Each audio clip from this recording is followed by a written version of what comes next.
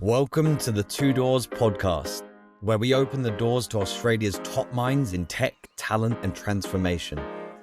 Hosted by Alexander Gill, founder of Two Doors Recruitment, we cut through the noise with real conversations from leaders building the future of work. Subscribe to the show to hear and see more of these types of conversations. Let's get into it. Ladies and gentlemen, welcome back to the Two Doors podcast. I am here with a special guest today. I'm here with Mark Hollands. So Mark serves as a Chief Technical Officer at LIFX, a leading smart lighting company that has successfully evolved from startup to established brand. Following LIFX acquisition by Fight Electric nearly 3 years ago, Mark has played a pivotal role in navigating the company's transition within the traditional lighting industry while maintaining its innovative edge in smart home technology. With a software engineering background and an MBA from Monash University, Mark brings a unique blend of technical expertise and business acumen to his leadership role. He applies a generalist skill set across diverse domains, focusing on building high-performing engineering teams that prioritize collaboration and innovation. His approach to technology leadership emphasizes fostering environments where creative and technical excellence drive through product development in the rapidly evolving smart lighting and IoT space. Mark, welcome to the podcast. Thank you for having me.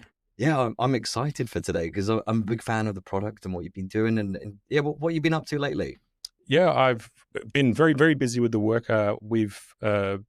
Obviously, it's been a interesting start to the year with many things going on around the world. So as a company that primarily focuses on the US market, we've been making sure that we're creating new products, but also ensuring the long-term viability of the business.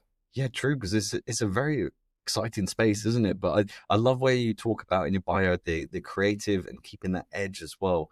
And what's the importance of creativity in teams? We see that LIFX is particularly interesting as a relatively small brand, but one that has to work across a number of different domains. So within our engineering team, we have hardware, firmware, apps, cloud, and QA and automation. So having a team that is spread across those sort of 5 different domains, we see that collaboration is a really important factor in making sure that we don't end up with siloing and finger pointing when things don't work. We want to make sure that everyone's on the same page. We're not operating with ego, and everyone's trying to build the best products that we can. Yeah, and that's a great point, isn't it, about low ego? Because about 6-7 years ago, that was quite prevalent in the tech community. It was like these prima donnas that were very good at technology, and it's all evolving now. Yeah, like I think the 10x engineer, I think that cuts both ways. Like you can be very productive, but if you're sort of dragging down the team through not collaborating effectively, it results in the whole team, it becomes quite disjointed. And we see that different parts of our overall team touch the product at different times. So hardware and firmware will usually get involved in the early prototyping, and then once it gets further down the development path, that's when the rest of our team will come in at various phases. So making sure that we're not making a decision early on that's going to create complexity on other parts of the ecosystem, making sure that we're really holistic and systems thinking about how we approach these new product developments is really key. And not everyone talks in that way, do they? Holistic system thinking. And I love that because that's, I feel, a part that you use to drive high performance teams, because you have to keep it simple, I feel. But yeah, what's your take on building high performing teams? Like, is there a secret? Is there a methodology? Is there a philosophy? We see, well, I believe that Agile has sort of been the predominant software model for building systems these days. And it's been around for so long, but it's also not well understood. Everyone does it differently. And I think it's very much you fit the system to the team that you have and the problems that you're trying to solve, rather than the other way around of trying to force it top down. So being consultative, figuring out what is going to help people to be productive. I think generally people in the tech industry want to do good work and they want to make interesting things. And I think LIFX is one of our advantages from a hiring point of view, is that we are a consumer electronics product. So there are not a lot of those in Australia. So it means that we can we have we can post job ads that stand out in the market, and we have challenges that are not readily available in other parts of the broader technology industry. And digging into that hiring point as well, what's your mindset towards hiring? Like, is there characteristics you look for? Is there certain attributes or anything that you really screen? So we initially look for a level of technical competency. That's sort of like the first step. And if people can get past that phase, we really dig in on collaboration and being able to work effectively in a team. So figuring out how people are going to respond when they hit setbacks. How are they going to work with people that come from a different skill set? We see that like those borders between those sub teams that I described earlier, like that's where collaboration and innovation happens, because people with diverse skill sets and diverse backgrounds working on a problem together, that ends up with sort of an outstanding result. And that's where low ego comes in again, right? Because if there's high humility, then they're able to challenge each other in a safe place that you can then increase that innovation and create creative environments. Yeah, absolutely. Like making sure that people are allowed to disagree. That's a good thing. And not every idea is going to get up. Not every is going to see the light of day. But like working on it and testing, finding the rough edges together, and working out how do we turn this from a good idea to a great implementation. That's something that we really focus on. And that's a great point, what you said there.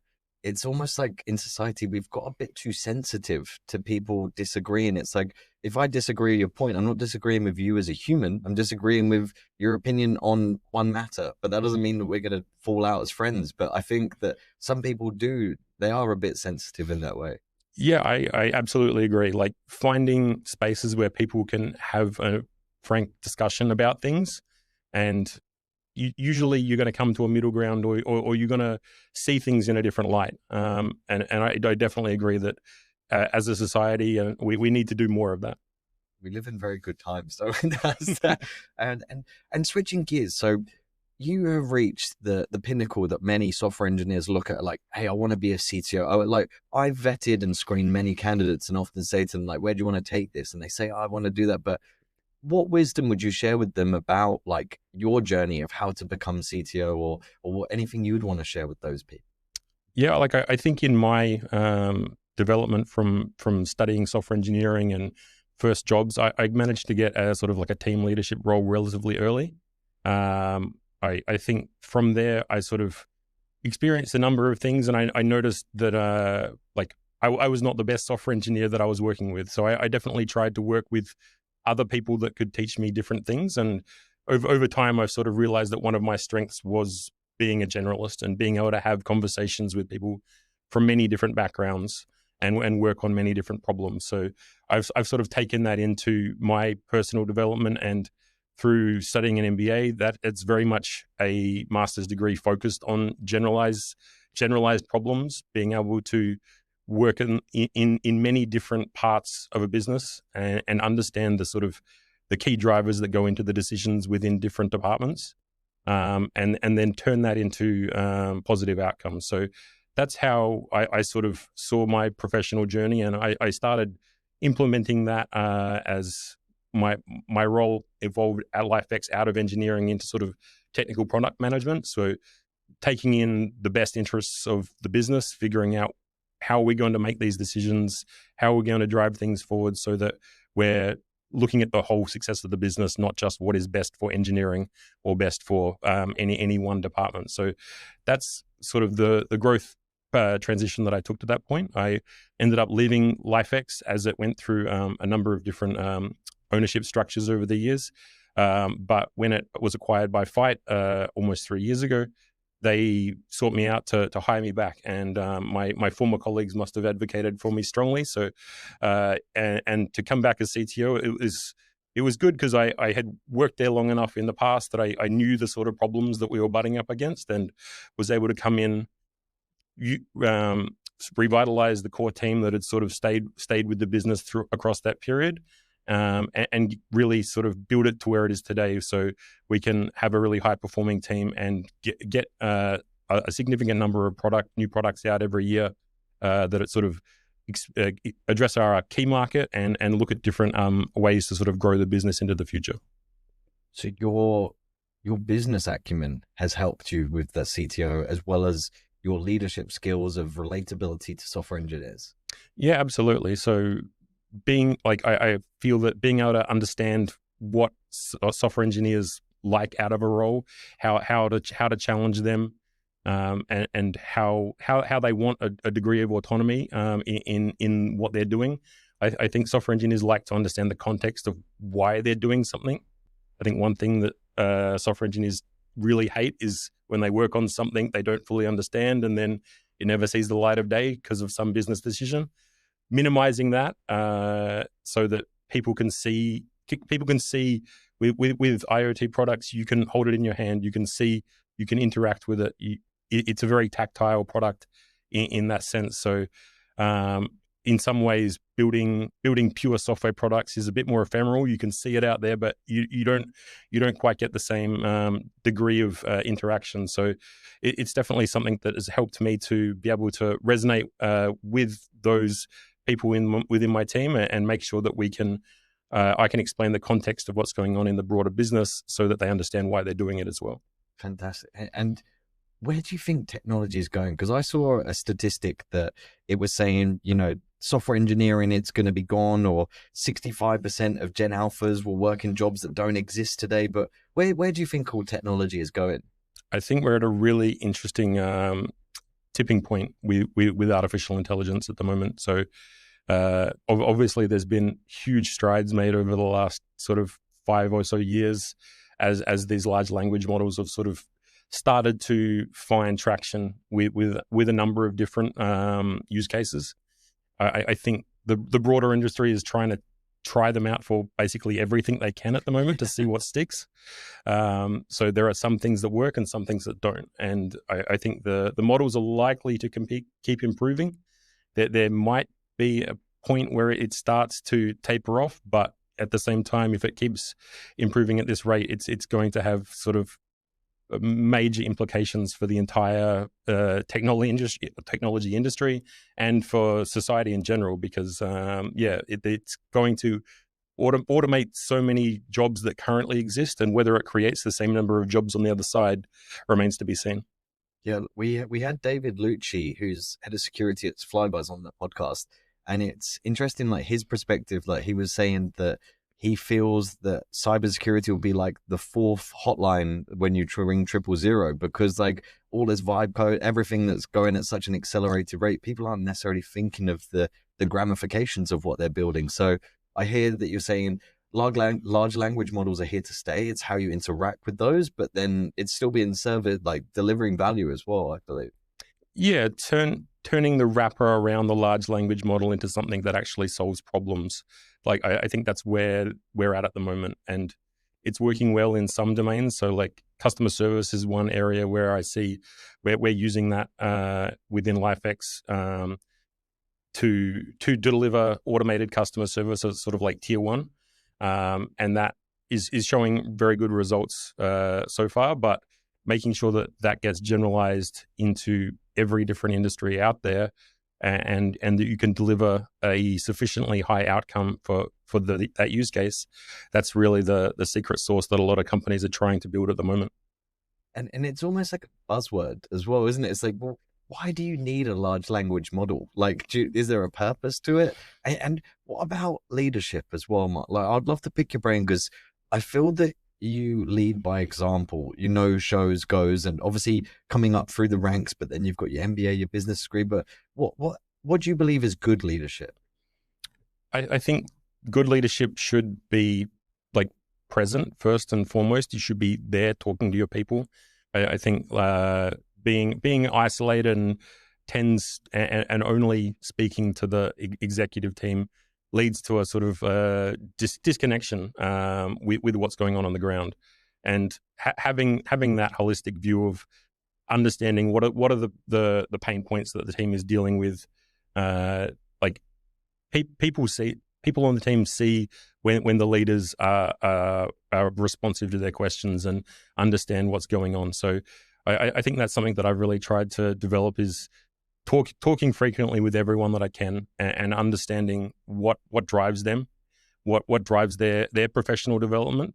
So for whatever period that they're working within the team that I'm working with, I want to see that they're developing it, and in a way that helps them with what they want to achieve out of life. So I think that professional development is sort of, everyone comes across that at different times and in different ways in their own personal journey. So understanding you might be interested in something for a period of time, you might go down a path of trying to learn more about it, and then you might go, oh, that's enough. I've learned enough about that subject, and now I want to move on to something else, and that's totally okay.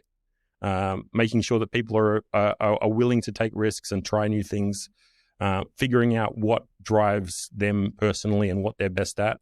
I think that's people on the team respond to that approach. And I feel that you're also quite enthusiastic about the journey. It's like you don't always hear about people investing in that personal growth of the people that they work with. And I think it's very important because that progress is happiness. And it's like, well, why do you go to work? Like, people want to work on great products. Like, you guys are a huge success story, aren't they? Like, for people who have not heard of the LIFX story, you were telling me you had to turn off the startup. I forgot the website. Oh, Kickstarter. So when LIFX first launched, about 11 or 12 years ago, it was the world's most successful Kickstarter project at the time. Kickstarter was relatively new, but LIFX definitely caught the imagination of the sort of smart home industry at that time, which was sort of still in its infancy. So they ran this campaign. Normally it runs for 30 days or 45 days. After 6 days, they had such traction that they said, we have to turn this off.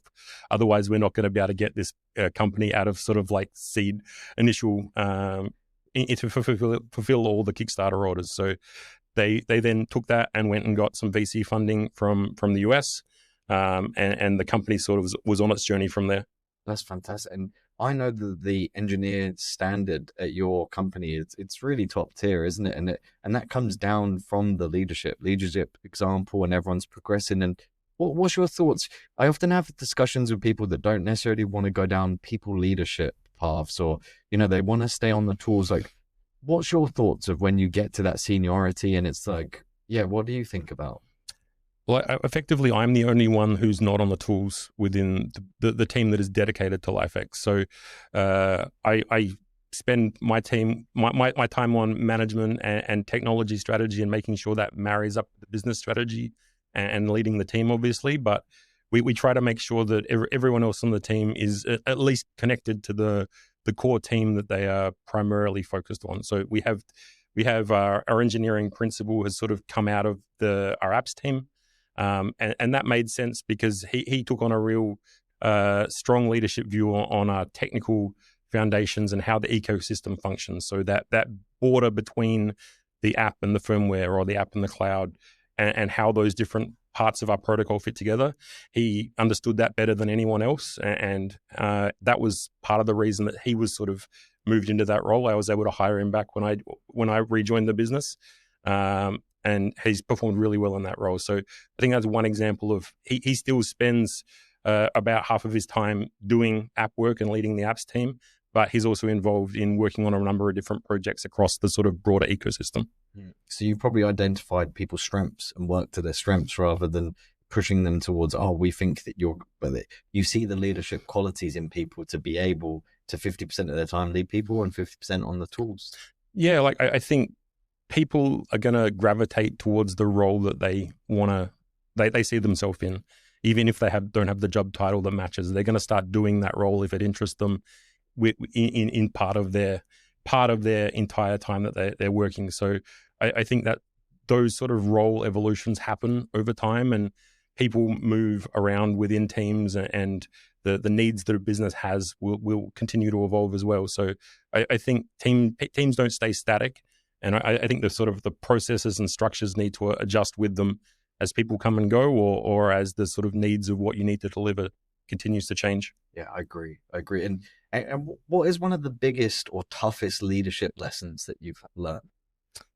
I think, when I was talking about how I really try to be try to talk to the team. Like earlier in my time at LIFX, I had an excellent engineer who decided to leave, and I think when we were sort of in his exit interview, and like I realized I didn't know some of what he was feeling.